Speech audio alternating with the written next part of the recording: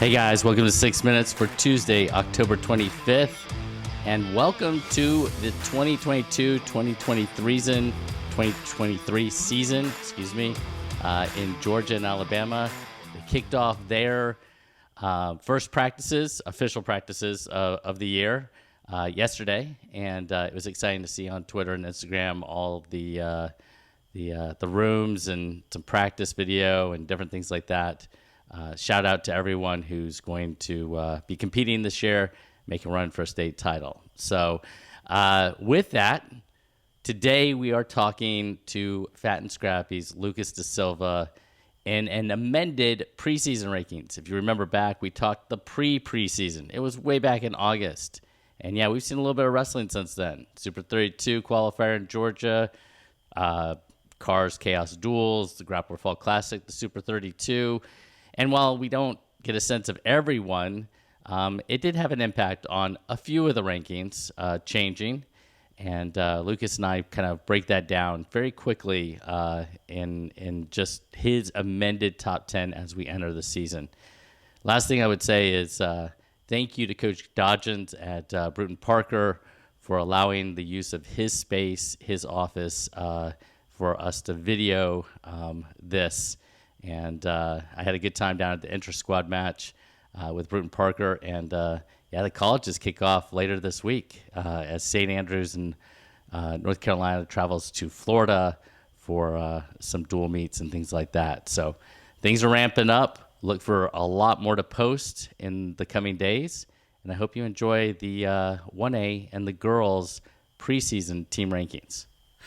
All right, Fat and Scrappy's preseason rankings now, not preseason. We're into the preseason. We are into the preseason. We are actually right around the corner from the season starting. Yes, sir. We've got 1A and girls in this segment. Yes, sir. And, talk a little bit about the things that had the biggest impact on, like, any changes. And I'm not saying there's any changes. Well, there's a couple. There's a couple, but even still. Just in general. Yeah, in general. When it comes to the matrix and the way I score when I look at results. So, Super 32, Grappler Fall Classic, Super 32 Qualifier, a couple guys were at Elite 8, Cars Category 5, tournaments like that. Just seeing good matchups, seeing how guys compete, seeing how teams are getting into work and how, not necessarily on social media, but going to practices, seeing teams actually put some work in, hearing about the right kinds of things. With the girls, it's a little different as well because there is a little bit, not to say less organization in what they do, but there's less... Well, they're wrestling freestyle. Well, that's the other thing is that... So you also have to take that into account because, I had the honor of commentating the Super 32 finals for the girls, and it was weird because I had to go from folk style mindset to, oh, wait a second, that's a 4-point throw. That's not a takedown and back points. And I will say, when the ref first sat down, I was like, what are you doing? Oh my God, you have paddles. It is freestyle. Right. I genuinely, so because of the way it's set up, I didn't get to watch a lot of the girls. So all of a sudden I'm like, freestyle, crap. So at Super 32 qualifier in Florida, they actually did girls freestyle. Really? And did the boys in folk style. So I'm going back and forth, taking pictures and doing video, and I'm like, well, that's a step out. Like, oh crap. Yeah, that's So it is a mindset change. Yes. It is a mindset change, and it makes a difference. And it was fun getting to talk to some officials and some of the higher ups about that event as a whole. One of the guys from Flow looked at me and said, "Bro, this is the most torturous thing to have to deal with." I said, "Why?" He's like, "Imagine having to deal with freestyle, but now also having a folk style tournament ran beside it. The possible, like, they had to clear off a whole section of gym to do the freestyle so that they could have the extra mat space." So that if people got thrown, they wouldn't hit A, other mats, or B, concrete. No, right. It was a logistical nightmare. When Bray was back with me and kind of showed me some of the, I was like, oh, yeah. But they should be wrestling freestyle. Yeah, no, they should. No, They absolutely should. That's a different discussion for another day. But state organizations, especially ones like the one in Georgia, will never okay it. Right. Okay. Especially the ones in Georgia. Well, and to put context into place. Especially the ones in Georgia. To put context into place, these are rankings for folk style. Yes, sir. Not for freestyle. So when we get to that, actually, let's talk about it now real quick. Yeah. How much does the results of the girls' freestyle have an impact on what you think of the girls' potentially rankings? On a mass, it will have changed. The way I looked at it is, let's say you got two Georgia girls wrestling, and it's a close match. I'm of course going to take it into account, but I won't take it into account the same way because it is a different rule set. The style you wrestle's different, but when I see results on mass, so you look at a girl like Greta. I love you and your family. I can't say your last name for the life of me. So Greta, for lack of a better term, and her sister from Lumpkin. They wrestled great this weekend, Super 32. They showed the right kinds of things where they'll transfer to folks out and do well. I don't have to worry about that. Like that will be a good. They will be a good insert to Lumpkin's lineup. So it's that kinds of differences. And the fact that they're on the mat and they're competing. Yes, that's huge. also a good thing as well. It's good to see Georgia girls on the mat. We saw a lot of them at Super 32. I believe the girls finished top 15. I can't. Were they top? I can't remember. I think they finished. I don't keep track of team scores at Super 32. It does matter though because it shows how many girls are actually getting on the mat. With the girls, I think it's different. Girls in high school, I think, are the two where I really look at the team scores because high school, obviously, you want to see Georgia guys getting after. You want to see Georgia guys on the podium. With the girls, it just shows, hey, we're getting this many girls on the mat in the preseason. Fall, right? Yeah. You know, what does that show you? We're gonna have come November, come December, come January. Okay. At least that's the way I think of it. All right. So let's jump to 1A. Yep. And Social Circle, Tryon, Mount Pisgah are your top three. Yes, they are. No change. Nope. Right?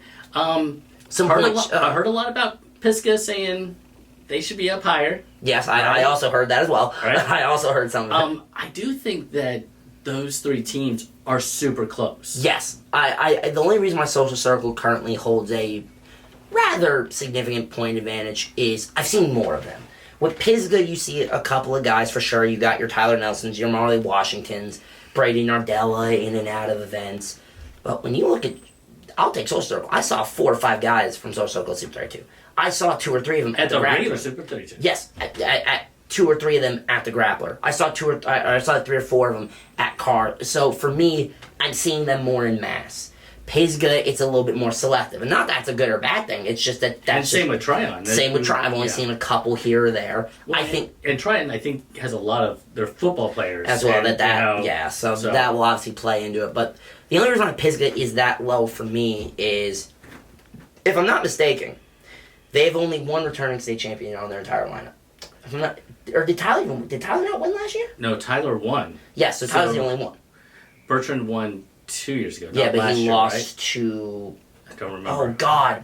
Oh, it's Okay. what? Okay. No, I'm gonna be annoyed for the rest of my life. I can't remember this kid's name. Good wrestler though. Nah, kid's a stud though. Allen something. I can look it up, but Hispanic kid. God, why can't I think of his name? Calderon. Yes, no, not no. Calderon. No. I'm losing. He went to Darlington. Darlington. He did went to Darlington. That's right. Whatever. Point being. He did go to Darlington. Yes, I know. Cordero. Cordero. Thank you. Shout out Cordero. He's a stud. I just was losing my mind. But the only thing about it to me is I need to see Mount Pisgah's guys who we've not given them the excuse, but they've been younger.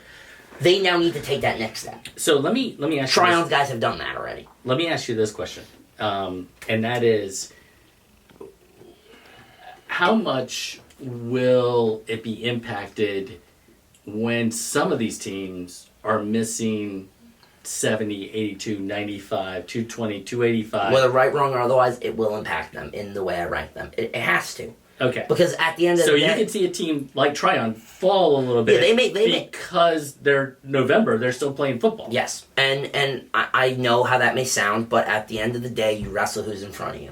If they don't have the guys there, you've wrestled who's in front of you. I'm not going to let's say...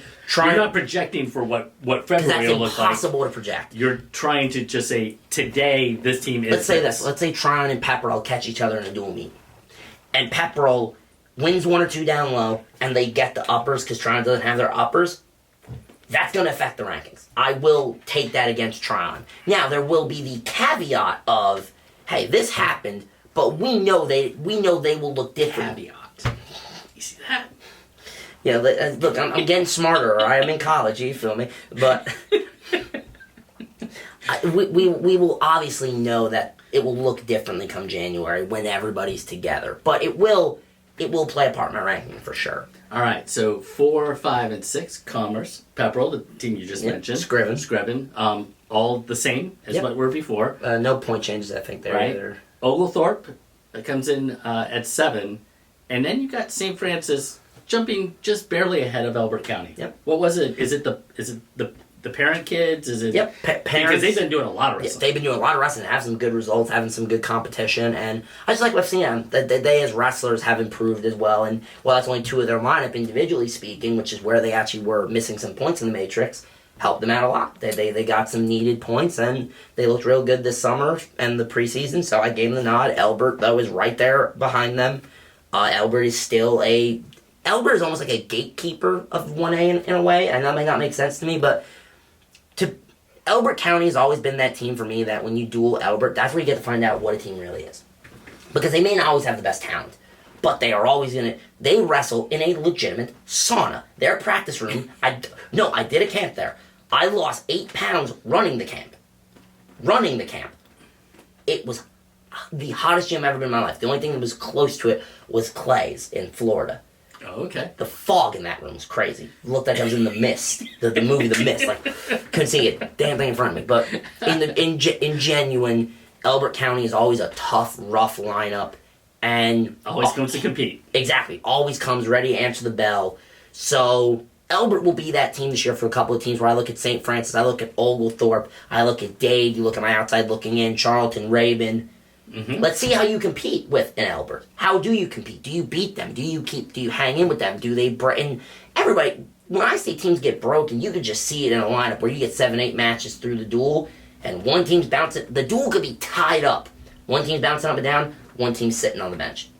There's a mental break that happens. Maybe not physically in matches, but just a mental game where the teams look different. And Elbert has typically been on the better end of that type of a confrontation. All right, so let's switch to the girls, and we spent a little bit of time talking about the girls in this episode already, but we still see Chestatee up top. Yep. I think the only change that you have, and I could be wrong, was Greenbrier jumping Carrollton. Well, there are a few other changes. Oh, there are a few. There are a couple others. I'm about midway down, but yes, okay. The the big one was Carrollton were number 2 in the preseason. Then I watched Greenbrier a bit more. You had Jade Massa and another Wolfpack member who I cannot remember. Pardon me, ma'am. You wrestled really well as well, but they both hit the podium. Phoebe Melvin. Thank you, Phoebe Melvin. She wrestled very well for them. I put my eyes on her and I liked what I saw out of her. Epstein and I don't know. Women's coach. Why am I losing my mind? Oh, did you ever run Fat and Scrappy? Yes, I did. But, oh God, why am I losing my mind? I don't know. I had class earlier today, guys. Pardon me. I had class. So and he's going to have to look this up. Yes, no, because if I don't, she's going to head pinch the hell out of me when I see her. Coach Bradley. Which he needs anyway. Coach Bradley and Epstein, they're doing the right things. The girls are really developing in the right way. Greenbrier is a hungry, hungry team. And I still give Chestatee a nod right now, but I like where Greenbrier's going. Both the men's and women's team, to me, are going in the right direction. Well, and we're going to see the duels this year, and having a full squad, I mean, is a huge deal. Oh, There's not going to be a ton of schools that have a full squad, and a full squad that they go to compete. Yeah. Like we saw them up in Fargo, we saw them in Super 32, we saw them so on and so forth. So definitely a team to watch. I agree with you. So all right, so then we got Jackson County, and we've got Gilmer, who makes a jump up to number 5 from, I think, number 6 previously. Is that what you had? Yes, sir. Yeah. So Gilmer moves up, Alexander moves up, Veterans moves down, and Chattooga moved down. Yep. So what did you see out of Gilmer? Just and a couple results in the when we went to Cars Category 5. Saw a couple of Gilmer and Alexander girls get after. I liked what I saw. Exabu Jones to me is a highlight for Alexander. At least from what I've seen, I could, if I'm missing a girl because I just don't know where she's going to school, please pardon me. There's a lot of incoming freshmen as well that I've seen them in club singlets. I've seen them in the school singlets yet, so I don't know necessarily where they're going. And that's not a diss on Veterans or Chattooga. They also have some hitters as well. And again, when we look at a full lineup, I can count on 2 hands the amount of girls I've seen for Alexander and Gilmer. That means something. I've seen 7, 8, 9 girls from that I know are wrestling for them. So that changes things. Well, and then you've got Lumpkin County coming in at number 9, and we've seen their girls compete. Yes. So and not only compete but compete well. Of course, I mentioned Greta and her sister, whose last name and what you know what's funny? I know their mother well enough. This video is gonna go up, and I'm gonna get a Facebook message. It's not gonna be a comment. It's gonna be a message saying, "Hey Lucas, you say our name like this," and she's gonna get mad at me. I know it's gonna happen. So hello ahead of time. But I like why Seattle Lumpkin. Obviously, they have a lineup, obviously, and then you add those two sisters as freshmen. I think it'll make a big impact on the way they compete as a whole. I like what I see out of Lumpkin. Outside looking at Northside, Warner Robbins drops a spot from 10 to 11th. So I'm excited to see the girls this season, though. what? And this is going to be for me. This is going to be for all classifications, Okay. and I know it's only going to go at the end of the 1A girls, so maybe not everybody else is going to see it. But is there a classification that you're like it could change so much? Is there one classification that could change more than any other classification? For me, it's almost an area. And the only reason I say that is because I think the girls might be that. Well, the girls can absolutely be that. Because for all we know, there's a school that we don't know about that has 6 girls that are going to come in. Maybe that we don't know with the girls. Because I think the girls, there's legitimately not a lot of information. Much less information. Yes, certainly. let's say that. The men's classification that's like that for me is 3A. 3A. Okay. 3A, there's a possibility that by the end of the year, I'm throwing darts at the map of Georgia and saying, this team number 5, this team number 6, like that could legitimately be what happens at the end of this year, with 3A specifically. Because there is so much, there's a depth of that competition. I think 3 has my most schools on the outside looking in. You have 3 teams outside looking in, tied for the most. And that's not even including teams that were below Gordon Lee with 3.5. I think there was another 2 or 3 that were within 3. So it's right there that there's a lot of teams that could really make that jump. All right. So that is 1A and the girls. Tune in for the 7A, 6A, 5A, 4A, 3A, 2A. And then our class for class. Or not our class for class. Your class for class. I'm simply here to, I don't know, be your sidekick. Yeah, I guess in this situation, I suppose I'm Robin here, you're Little John, I guess here. Little John, isn't he a big guy? I don't know. You don't know. I just know that he's Robin Hood's sidekick. I don't know. I'd rather be the sheriff of Nottingham.